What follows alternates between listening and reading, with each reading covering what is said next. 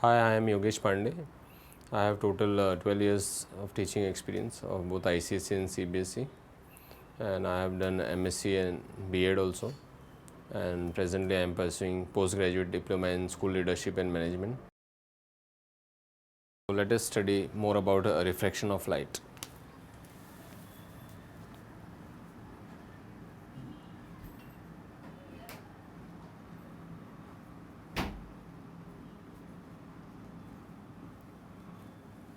So, what basically the word refraction means? Refraction means there is a bend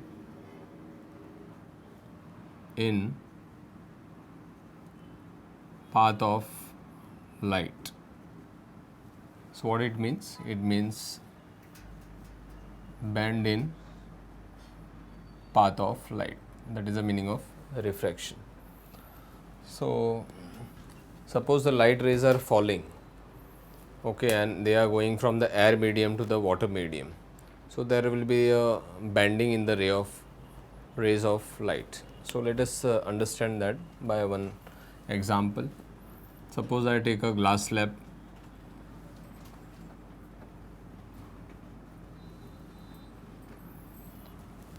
Let us name this as ABCD, and I will draw a normal at some distance from point A over here, and let us make the incident ray. So, this is the incident ray.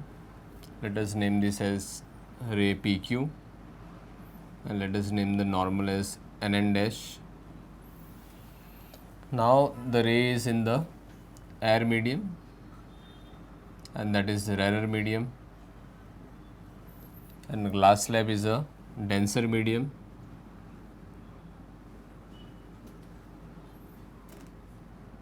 This is a glass slab, or we can call it as a glass prism also. Glass slab. Now, a ray of light PQ, it is incident at some point, that is point Q, on the side AB of glass slab ABCD. So, we will see that what will happen over here is when it will go from air medium to glass medium, and this is the boundary of both the mediums, that is AB, between the air and the glass medium. So, we will see that there is a change in the direction of ray of light, and it will bend towards the normal.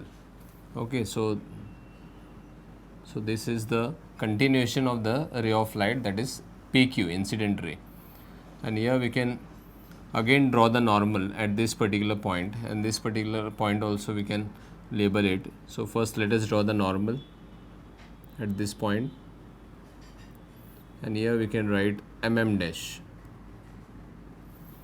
and let us label this point also. This point can be called as point R. Now, what will happen at this boundary, okay, of the glass and air boundary, and that is DC. So, what will happen is this ray which is inside, it has got a special name, and it is known as a refracted ray. So, when we see outside, this ray again it will go like this, okay, means it is bending away from the normal. So, this is the path of the ray of light, that is P, Q, R, and I can write over here, that is S. We can make the double arrow heads also. So, this shows the path of ray of light, that is incident light, that is PQ. So, this is the way it travels. Now, we have some angles also, like this will be the angle of incidence, this will be the angle of refraction, again this will be the angle of incidence, and when ray is going outside from the glass to the air medium, so this will become the angle of emergence. Okay. So, now there are two mediums, that is air and glass.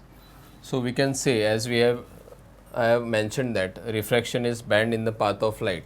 So, there is a bending, means the ray is bending towards the normal NN dash, and that is QR. So, QR is called the refracted ray.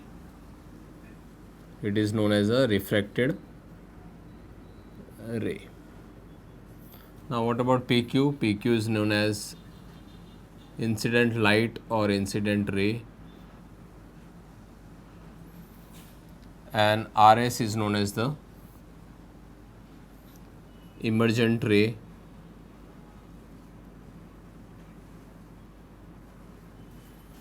so we have incident ray, refracted ray inside the glass slab, again emergent ray in the air medium, that is rarer medium. Okay. Now what is the angle of incidence? Angle of incidence is the angle between the normal, that is NN dash. So this is the normal. We have one more normal, that is MM dash. Here also I can write down the normal. So angle of incidence is the angle between the normal and the incident ray. What is angle of refraction? Angle of refraction is the angle between the normal and the refracted ray. Again we have angle of incidence at the second surface, refracting surface, that is DC or CD. Again angle of incidence is the angle between the MM dash, that is normal, and the incident ray. Refracted ray can be called as incident ray now, QR, because it is incident at the point R. Okay, and outside again we have one more angle, that is angle of emergence, which is the angle between the MM dash and the emergent ray, that is RS. Now what are these points called? Point Q and R are called the point of incidences. This point can be called as point of incidence because the ray of light is incident at this particular point. Now suppose if I extend the ray, what would happen here? If I extend it further, the ray, suppose there was no glass slab, so ray would have traveled like this, straight, means there is no bending in the ray of light. So what about these two distance? Suppose I draw a perpendicular like this in between, okay, and if I want to measure it, so this measure will come around some, you can say, if you are doing practically on the A4 size paper, white paper, so this distance will come around some 1 centimeter, and this distance between the emergent ray when you will get, when you are using the glass slab, so there will be a bend in a ray of light, you will get QR, which is bending towards the normal, and RS, which is bending away from the normal. Okay.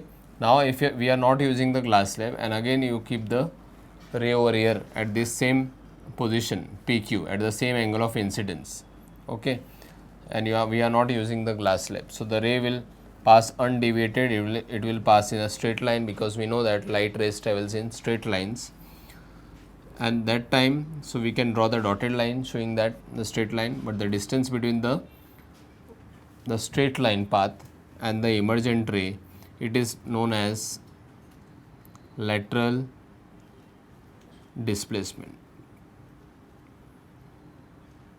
The meaning of lateral displacement is that if we are not using the glass slab, the ray of light by using the glass slab has laterally displaced, means it has come on the side and it has laterally displaced, it is laterally displaced by 1 centimeter. Approximately it comes 1 centimeter. It can come around 1.2 also, it can come around 0.9 also, like this it comes, so it is lateral displaced. So it is an approximate value, it is not the exact value, approximate value for lateral displacement. Now from this diagram, let us try to find out what is the cause of refraction, that is the cause of bend in ray of light. Now we all know that light travels with the speed of 3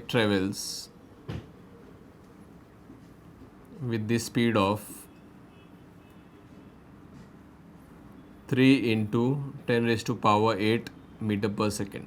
In which medium? In air medium or vacuum. Light travels with the speed of 3 into 10 raised to 8 meter per second, which is the highest in air or vacuum. Vacuum means light doesn't require a material medium for its propagation. Even in vacuum, without air, it can travel with the same speed, and that is very high. But the moment it enters inside the other medium, and that is denser medium, because air is a rarer medium, because the molecules, air molecules are free, there is a lot of intermolecular spaces and the least amount of intermolecular forces of attraction. So this, it will travel at the constant speed, that is 3 into 10 raised to 8 meter per second. but the moment it enters inside the denser medium like glass or water, the speed is going to reduce. Why? Because the intermolecular spaces is the least in the denser medium and the intermolecular forces of attraction is the highest between the two water molecules or two solid molecules in the glass slab, as we have seen in this experiment. You can see the bending over here. So, in water also the speed will reduce, and the speed will reduce and the number will reduce. It will come around some 2.2 into 10 raised to 8 meter per second.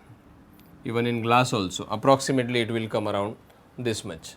It is not the exact value. The exact value is given, that we will discuss later in the numericals. So, it will come around in water, the speed of light is 2.2 into 10 raised to 8 meter per second.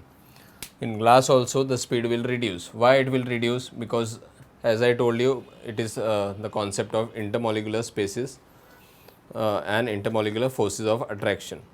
Now, there is one more reason why there is a bending in the ray of light, or why there is a change in the speed of light. Like in air or vacuum, I said it is 3 into 10 raised to 8 meter per second. In water it will be around 2.26 into 10 raised to 8 meter per second. So, why there is such change in speed of light? Because if we see, we can draw one more diagram over here, like small diagram. Now, the ray of light is coming like this, and then it is bending over here, and then again it is going like this.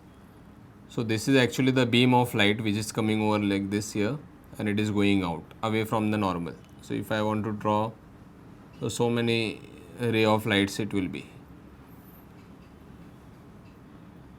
Let us also label this as A, B, C, D of the glass slab, and let us give 4 points to it: P, Q, R, S.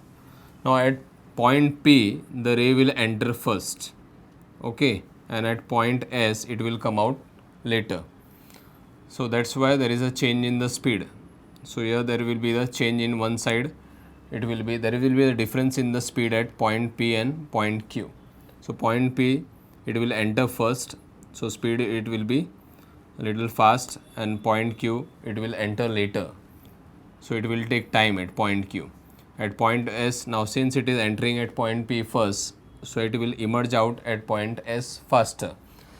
Now, at point Q it is entering inside the glass slab later, so at point R also it will emerge out later. So, there is this difference in the speed, and as I gave you the reason of intermolecular spaces of attraction, intermolecular spaces between the two water molecules or two solid molecules in glass slab, and intermolecular forces of attraction also.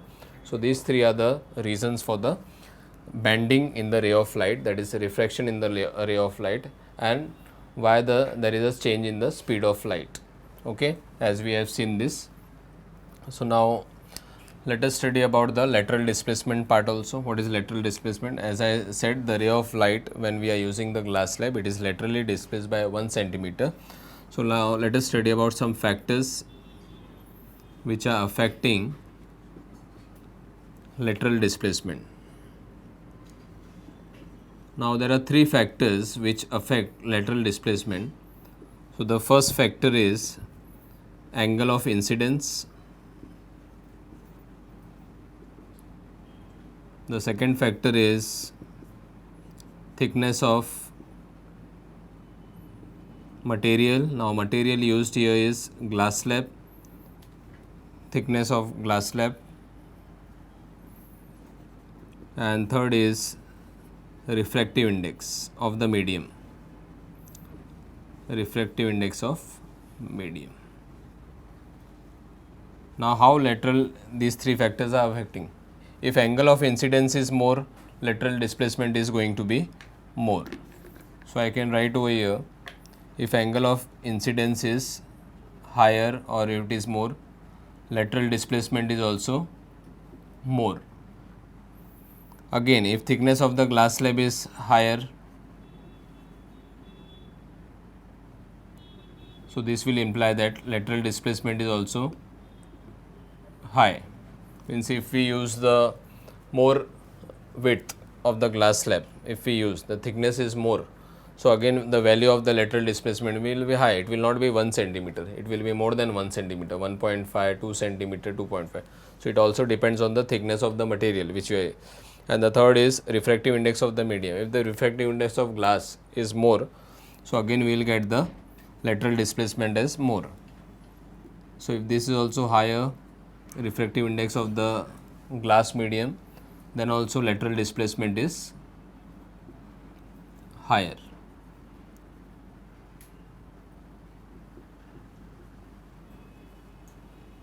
Okay, so now let us quickly revise this what we have studied.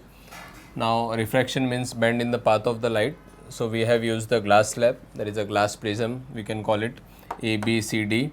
Now PQ is the incident ray. Now we have drawn the normal at Q. So we will see when this ray is passed, we will see if we see from the other side, that is CD. Okay, and if we are putting the pins over here on the PQ, so now this side we can see the pins over here. So we can draw the emergent ray first, and then we can draw the normal here, and we can just join QR here. So if here the pins are there, you will get the point over here, and if you are joining here, you can see there is a bending in the ray of light. So PQRS becomes the path of the ray of light using the glass slab ABCD. Now air is the outer medium, that is rarer medium, which is very less dense, means air molecules are far apart, there is a lot of intermolecular spaces, they can randomly move anywhere, but the intermolecular forces of attraction is very least. And the opposite case is in the denser medium, that is glass. Intermolecular forces of attraction are very strong because of the least intermolecular spaces between the two solid molecules, and that is why there is a bending. And I said about this also, this side of the beam of light enters first and it emerges out at S also, it is early, it emerges out, whether at Q, whereas at point Q it enters inside the glass slab later, and at point R it emerges out later. So there is a change in the speed here both. So these are the reasons for the bending of or the refraction of a ray of light in the denser medium. Okay, now we have studied about the lateral displacement. If we have not used the glass slab, the ray of light will travel in the straight line, the dotted line, along the dotted line. But when we have used the glass slab, we get the emergent ray. So the difference between these two is around 1 centimeter. In all the labs, physics lab, we are using the glass slab, and it has the uniform thickness. For that we are getting the value of, approximate value is the 1 centimeter lateral displacement. Now what is the lateral displacement? Means by using the glass slab, the ray has been laterally displaced over here. So that is laterally means along the side, by the side of this it has been laterally displacement. So this is known as lateral displacement. Now there are some factors that are affecting the lateral displacement, like angle of incidence, thickness of the glass slab, refractive index of medium. So lateral displacement is directly proportional, okay, it is directly proportional to angle of incidence, thickness of glass slab and refractive index of medium. So as we have discussed, this is the angle of incidence. So at some angle the ray of light is incident. If practically, if you are doing the experiment, you can keep the A4 size paper, take the outline, make the normal, and then you can take some angle, and at this angle, suppose it is 30 degree, at 30 degree you can draw the line and put the 2 pins here, and then you can again put the glass slab over here and see the pins from the other end, CD, and then you can plot the emergent ray, and after emergent ray you can draw the refracted ray. So this way you can get the whole path of the PQRS. Okay, and you can see the bending in the ray of light using the glass slab. So this is the angle of incidence we are talking about here. If angle of incidence is more, like it is going from 30 degrees to 45 degree or 60 degree, so lateral displacement also we will get more here. So more the angle of incidence, more is the lateral displacement. Now thickness of glass slab, if you are taking more thicker glass slab, so again you will get the lateral displacement as higher. Now third is refractive index. Refractive index of this medium, that is glass medium, if it is higher, means it is more denser, so again lateral displacement is higher.